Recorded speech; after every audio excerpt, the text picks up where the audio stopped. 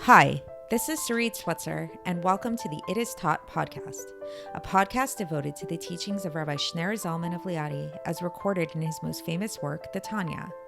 My hope for this show is to make these teachings accessible and relatable to the average person, regardless of prior Jewish education or affiliation. The episodes follow the prescribed daily study portions and are meant to serve as practical lessons in how to live your life as your true self and develop an authentic and powerful relationship with your Creator. I have personally experienced the effects the study of this work has had on me, and I'm excited to share what I can of this knowledge with you. So please join me on this journey of learning, self-growth, and connection with your source.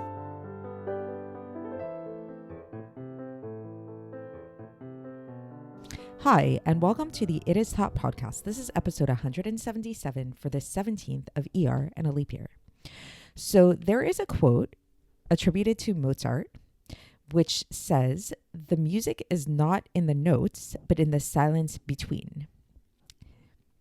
So what does that mean exactly? And this is going to be the topic of today's episode, is we're really going to explore and get deeper into this idea of the silence between the notes. So if you think about that, when you are listening to a song, it might sound like what makes the song really melodic and sound good to your ears and make it into a beautiful song is the notes and the volume and the chord progression and all of that stuff. But imagine if you were to have all of those notes, all of those chord progressions playing at the exact same time. That would just sound like noise, right? What actually makes it into a very beautiful song is actually the silence between the notes. This is a very, very profound idea, and it applies not only to music, it actually applies to anything creative, really anything. So if you think about art, we can say the same thing about visual art as well. Like a painting, we can say that art is the spaces between the lines. So again, if you think about a painting, if you think about a very beautiful drawing of some kind, so you might think that what makes the drawing really beautiful is the lines, the curvature, the colors, things like that. But if you really think about it, what makes the painting really beautiful and what makes the painting work and what makes it pleasing to your eye and what makes it give us a sense of like meaning to the painting is the spaces between the lines. So this is a really big concept. This is something that's explored actually in art school often, is this idea of the spaces, working with the spaces. And this is a big topic in Chassidus as well, as we'll see. And this is exactly the topic that we're going to be focusing on today. So today's episode, we're going to be beginning a new chapter in Likkutei Amarim, and this is chapter 49.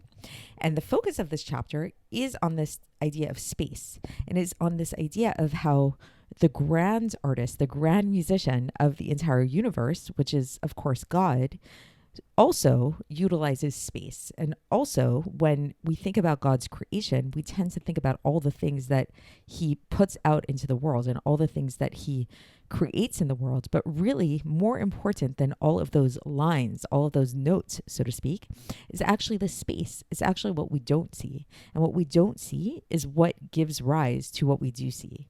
And in Hebrew and Kabbalistic terminology, this is what's known as tzimtzum, as the contraction. The concept of tzimtzum is something that is really spoken about a lot in a lot of depth in Chassidus. And there are so many different layers. Like you would think, how many layers can you talk about space? Like space is what is not, but it's actually a huge topic. And there are different types of tzimtzumim. There's some tzimtzumim that are greater than others, some that are more intense than others. And today we're going to explore some basic tzimtzumim, namely three basic tzimtzumim. We're going to explore what they are and how these three tzimtzumim, these three categories of tzimtzumim are so essential to the creation of our world, to the existence of our universe.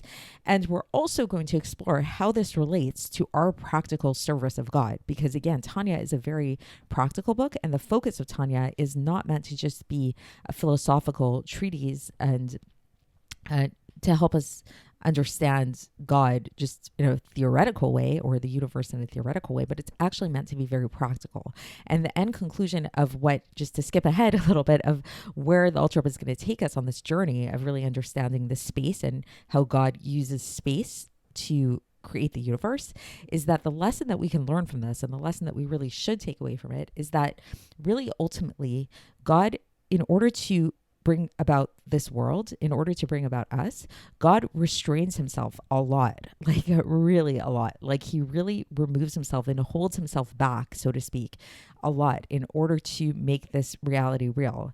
And this is all for our sake. And it's really amazing when we'll see this and we'll learn about it, is that there's so many universes, so many realms, but yet all of this contraction, all of this concealment is really just for us. We are that final painting. We are that final song. And so in reciprocation, as we've been learning, like begets like. When mirror, you look in the water and what you see is the reflection of what is being put into that water. If somebody does a good deed to you, then you feel compelled to do a good deed back to them. This is something which Robert Cialdini talks about this in his book Influence, in terms of marketing, how a really good marketing ploy, lahavdil, is to actually give things to your customers. When the more you give to your customers, the more they will want to give back to you. And so when we really recognize what it is that God is giving to us and how much God is withholding himself and restraining himself and holding himself back, this should ultimately lead to us learning how to restrain ourselves and learning how to hold ourselves back, and thinking about what is it that we can withhold from ourselves? How much of ourselves can we constrict for the sake of God? So let's get straight into the text and see how the Alter Rebbe explains all of this, and take it from there. And hopefully we'll understand these concepts a little bit deeper.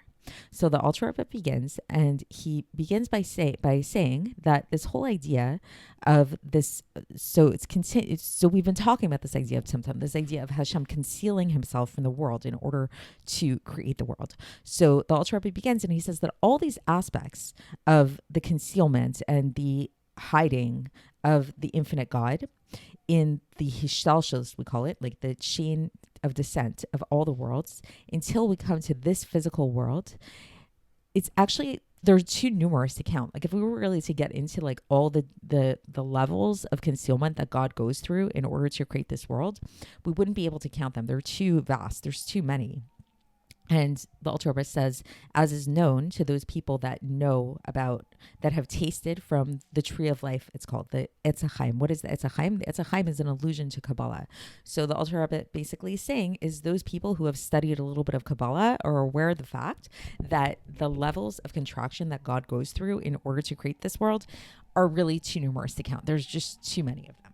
However, in a general sense, there are three basic levels of intent, three basic types of Tzimtzumim, three basic types of contractions, of intense contractions in a general sense. And then within these three categories of contractions, then yes, there are myriads and myriads of details. And so, but what we're really going to focus on today is what are these three categories? And so just to recap here, so the Alter Rebbe gives us a little review, which we had mentioned this previously in the Tanya, if you've been following along.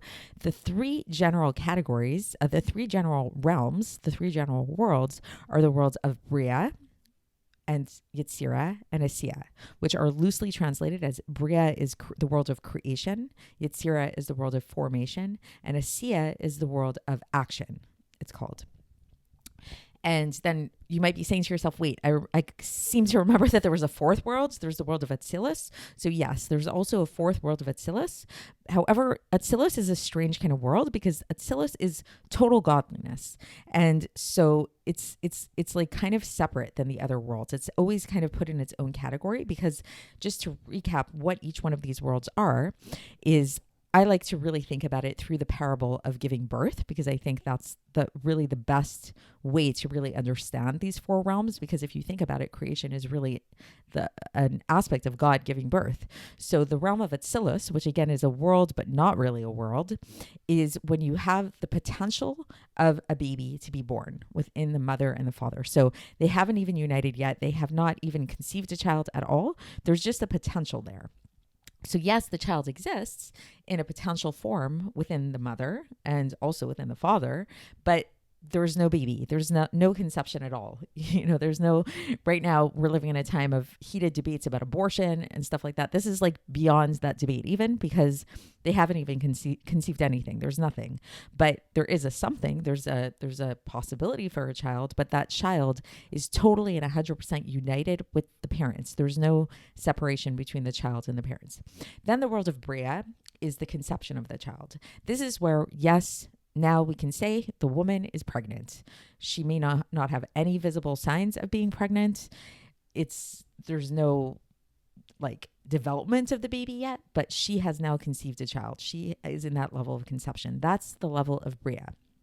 The level of Yetzirah is a very much more elaborate world in that sense, is that it's the world of development. It's the world of formation. It's not just creation, which is Bria. Bria is that initial creation of the child. Now we're in the world of formation. So this is where the baby really develops within the uterus of the child, and it's going through all the stages of development in that womb. And then finally we have the world of Asiya, which is where that's the world of action, and this is where the baby is actually born, and it takes on a totally separate entity and is actually now has a separate existence than the mother. So this is the world that we live in, and this is why it is that in our world we don't sense God, we don't see God in a physical way, because just like a child doesn't, even though it may like theoretically know that it came from its mother, it doesn't see that. It's not attached at the umbilical cord anymore. It's not inside of the mother's womb. So of course, this is where the analogy breaks down a little bit, because we know that even though for us, it may seem like we're separate from God, we're not actually separate from God, even though the child is actually separate from its mother. So that's a brief recap of the four worlds. So now, just to get back to our discussion here about the contractions and the three general contractions. So we're going to see how these three general contractions correspond to these three worlds of Bria, Yetzirah, and Asiya. And so we're going to start actually with Vacillus, because in Vacillus we say that, again, that is where it's total godliness, just like for the parents, that's where the child exists in potential only in the parents, and it's not separate from the parents at all. So how do we get from that level of Vacillus to the level of Bria? How do we get from the parents having the potential to have a child and then them actually conceiving a child? So we say, oh, okay, it's like they get together and they are intimate, and then now there's a conception of a child. So that's explaining the like what happens, but it's really a really crazy miracle if you think about it. It's actually like, how does that happen? There's no child and now there's a child. It's like there's a potential for a child and now they actually have conceived a child. So in that level, that realm of the conception of the child, which is that realm of Bria for God, what is in this, what constitutes this realm? So we know that what constitutes this realm of Bria are the souls and supernal angels, that their service of God is in an aspect of intellect that is vested within them, that they understand and they receive an influence from this level of Chabad, from this level of intellect, which is a very, very great contraction, as we talked about above.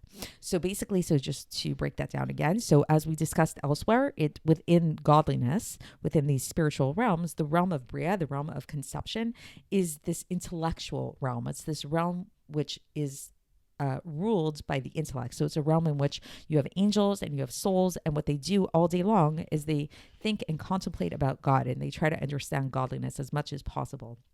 It's a very theoretical realm.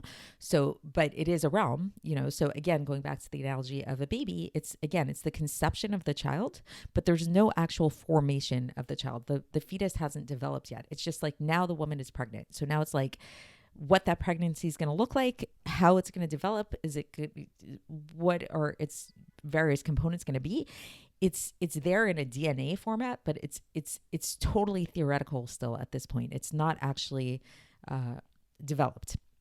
So this is why it's the realm of the intellect. However, in order to even get to that level, of the conception of the child from Vacillus to Bria, there needs to be a very, very, very powerful contraction. Because again, think about that. It's crazy if you think about it, that you have parents and then you have the conception of a child. How does that happen? It's a crazy contraction that has to happen. There needs to be this like really big removal of the parents in order for this other thing to happen. In order to have something exist that is not you, but is created by you, there needs to be a very big concealment of you, basically.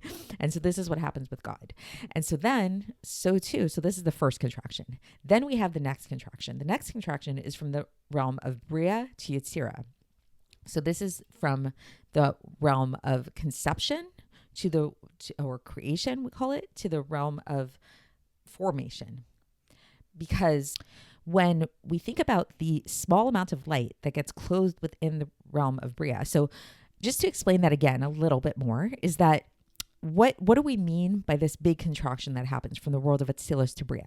So if you have two parents, going back to that analogy of the parents, and they both have the potential to conceive a child. However, they don't only have the potential to conceive one child, they have the potential to conceive, in theory, an infinite number of children. Like, we don't know which child is going to result from their union. We don't know what that child's DNA going to be. There's literally an infinite number of possibilities. So to take those infinite number of possibilities and to narrow it down into one DNA of one child, of one, like, now they have conceived. This is huge. This is a very, very big contraction. So they're contracting all of these infinite possibilities of conception into one conception, which is what happens when God contracts himself from the realm of Vacillus into the realm of Bria. Vacillus is the realm of infinite possibilities, and then Bria is one possibility. Now he has created one world.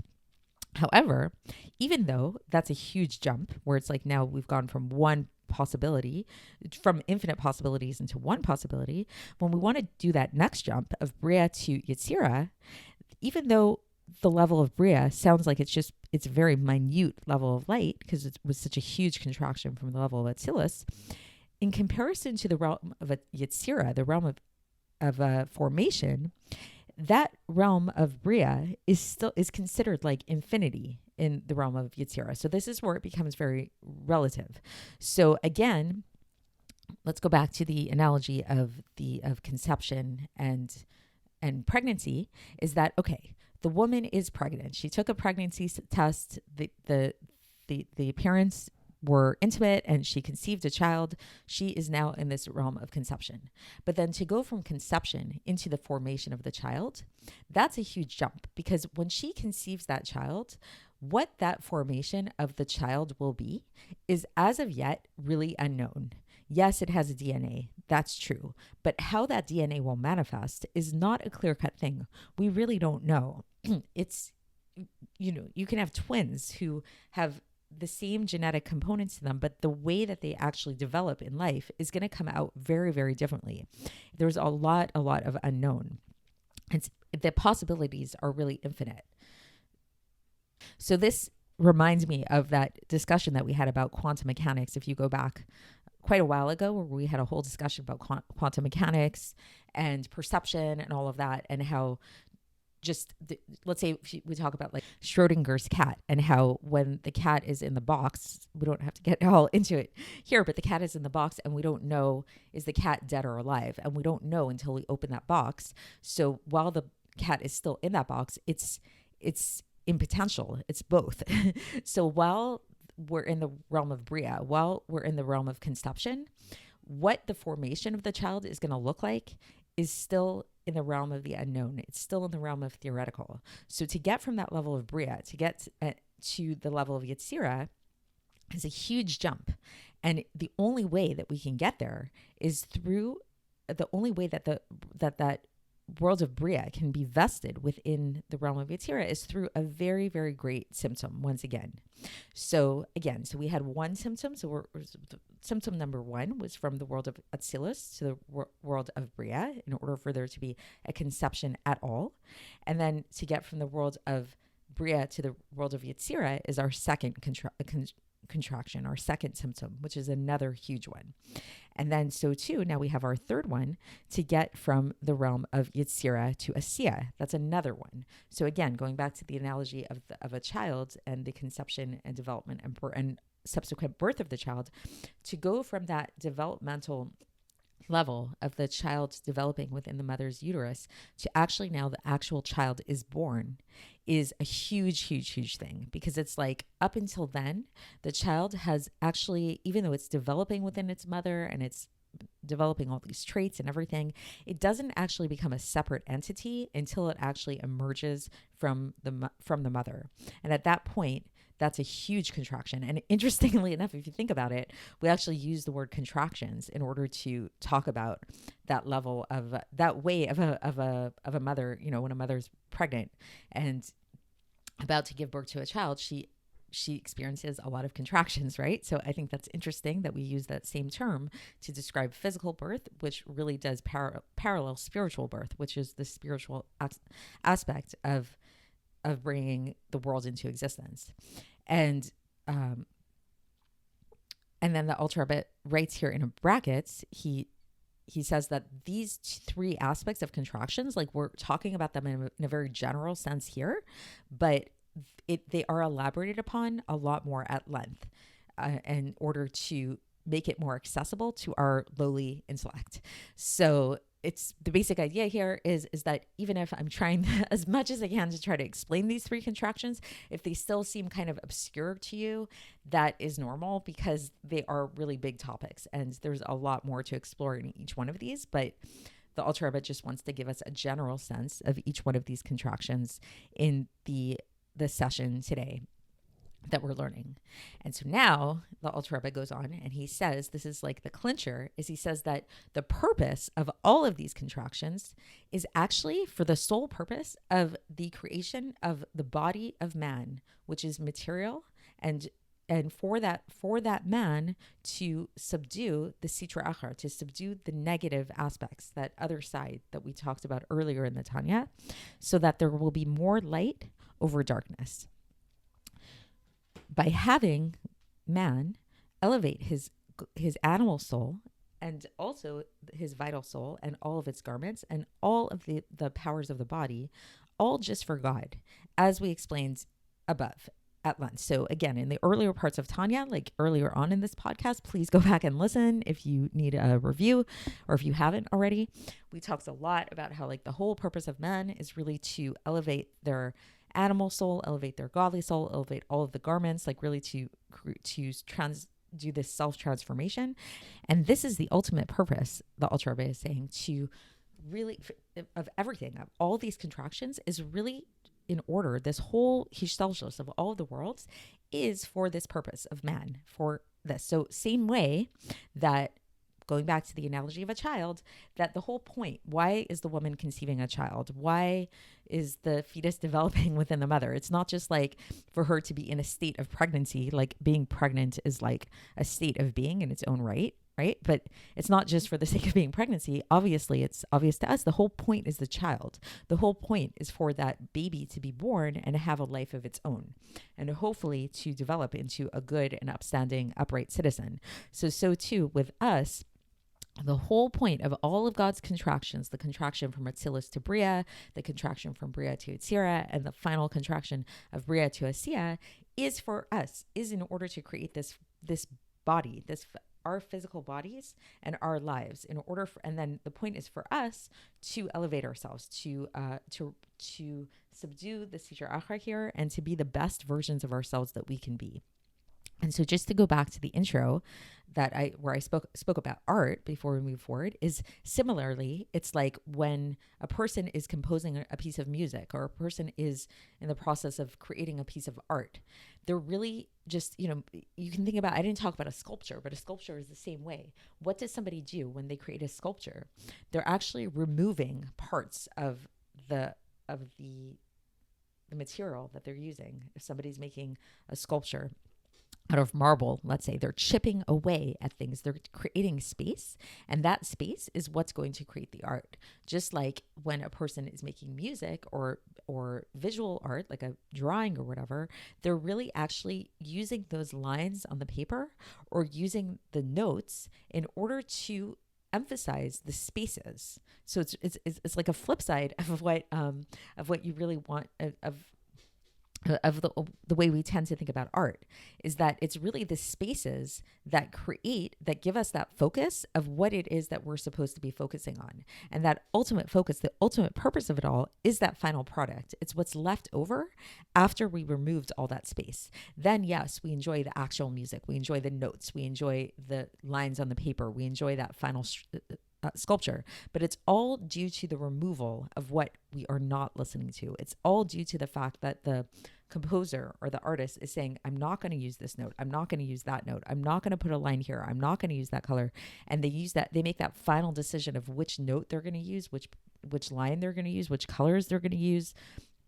And that is the point of all of that removal, all of that restraint that they held themselves back of what they're not going to use, is for that final product. So too, all of these Tzimtzumim were all for the sake of us. We are the final product. We are that final piece of art.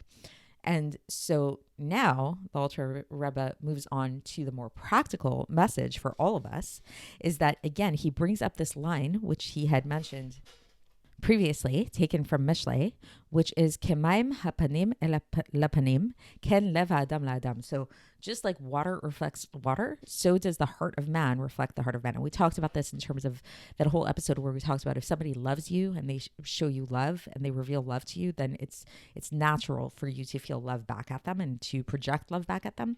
So here, what is it that God is giving towards us? What is it that God's projecting us, that we're focusing on? Is him actually restraining himself.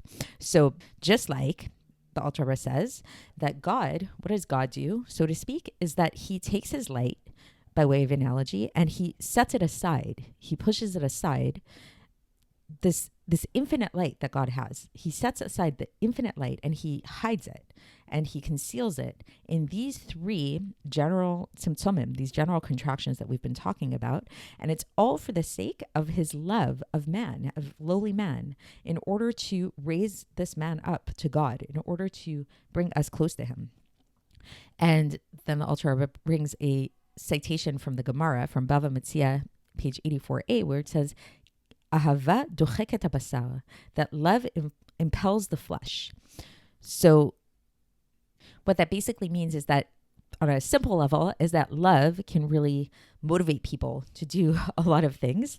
And so in this sense, that God basically through his love is impelling us, it's like drawing us to be able to come close to him. So it's like when we recognize this, like the point of this whole section is for us to really meditate upon this idea. And when we recognize how much, to what extent God put himself aside in order to create us, and that it's all for our sake and all for him calling us to come close to him, all the more so, to a doubled and redoubled level, like to an infinite degree, really, should a person set themselves aside and really push aside anything that they have, really, whether it's a spiritual thing or whether it's a physical thing, and really renounce everything in order to cleave to God with a great cleaving and with a great longing and yearning. And there should be nothing that is holding us back, not physical, nothing spiritual, and not money, not even a person's wife and children. So this is a very, very intense message. And it's something which is like really, it's something really to think about, is what the Alter Rebbe is saying here, is that a person should really have their entire life be devoted to God and not even have anything hold them back from being devoted to God, and that they should actually push aside anything physical or spiritual that might hold them back from this. So to the point that he really gets personal here, and he says even a person's wife and children should not hold them back from connecting to God. And then the Alter Rebbe will say that this is how we can actually understand the dictate of the sages who instituted this idea that we are supposed to read the blessings of the Shema. So there are two blessings that we say before the Shema, and seemingly when you look at the actual Shema prayer, so this is something which the Rashba and other halachic authorities have pointed this out, is that there's actually no connection between the Shema and the prayer and the blessings that we say before. So why do we say that these are the blessings of the Shema? Like if you look at the actual text, they don't seem to have a connection between the blessings that we say on the Shema don't seem to have a connection to the Shema itself. So why do we call them the blessings of the saying of the Shema? And why were they instituted that we say them before the blessings of the Shema? And so then the Alter Rebbe answers is that he says that this is because the main idea of saying the Shema, why is it that we say Shema at all, is in order to fulfill the idea of b'chol levavcha chulei, b'shnei yitzarecha chulei. So what that literally means, these are citations from the Shema prayer itself, where it says that you should serve Hashem with all of your heart and with both inclinations that you have. Meaning to say, says the Alter Rebbe, what does this really mean when we say that we need to serve God with our entire heart, with both of our inclinations? This means that we need to stand up in front of anything might hold us back from loving God. And when we say our heart, with your entire heart, the Alter Rebbe says that this is actually an allusion to a person's wife and children's, because a person naturally loves their wife and children. This is the nature of a person, to have their heart be connected to their wife and children, to their spouse. I guess if you're a woman, it could apply to your husband. And this is what it's spoken about, says the Alter Rebbe, in Tehillim, where it says, Hu amar veyehi, where it says, for he spoke and it came to pass. That's from Tehillim chapter 33, verse 9. He says that that's an allusion to a person's wife. And then it goes on and it says, Hu tziva v'yamod. He commanded and it stood fast. This is referring to a person's children.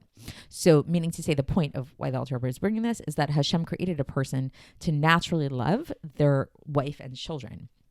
However, nevertheless, even though this is our nature to love our wife and our children, we should not let this love of our wife and children hold us back from the ultimate love, which is our love of God. So our love of God needs to be really primary and the ultimate love. And then not only that, also then when we talk about nafshecha u'modecha, which is also in the Shema, that you should love God with all your soul and all your might.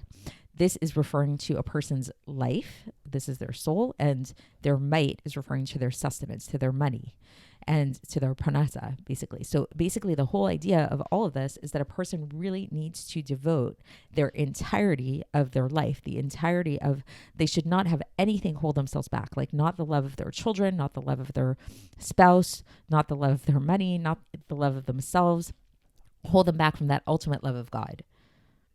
So this is the end of the section. So just to conclude all of this and maybe explain it a little bit more in depth. So the blessings before the Shema are really all about like the angels devoting themselves to God and everything like that. And then it's like you look at the Shema itself and it doesn't seem to be connected. It's sort of like the Shema, like what's the connection?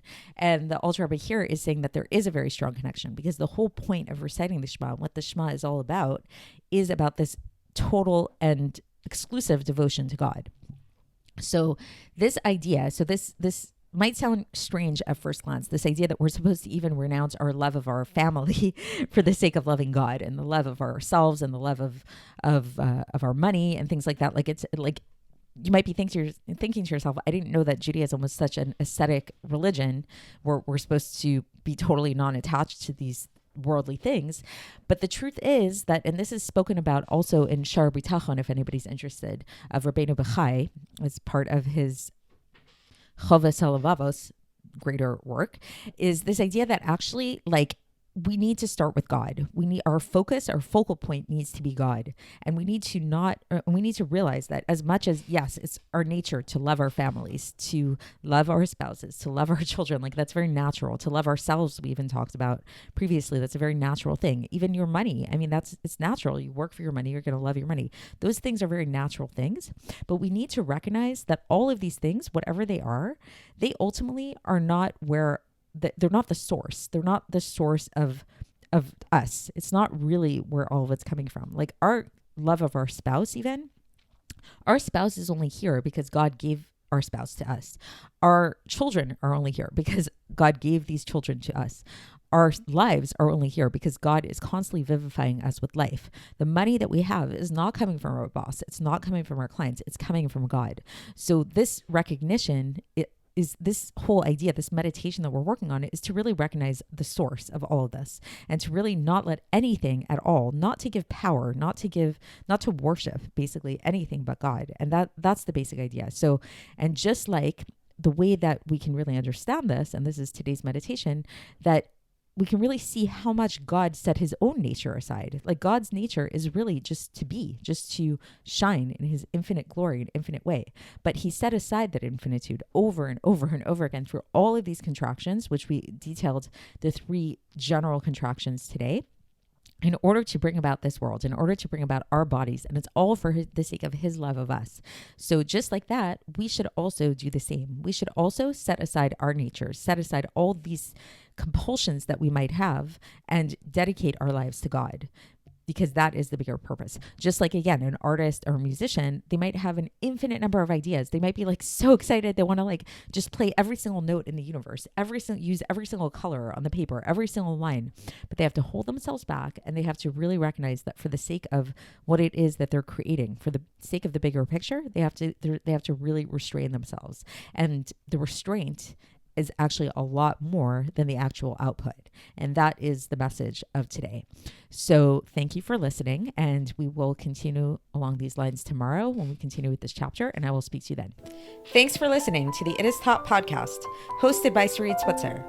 This podcast is dedicated in loving memory of my maternal grandfather, Avraham Yitzchak ben Binyamin HaKohen of blessed memory.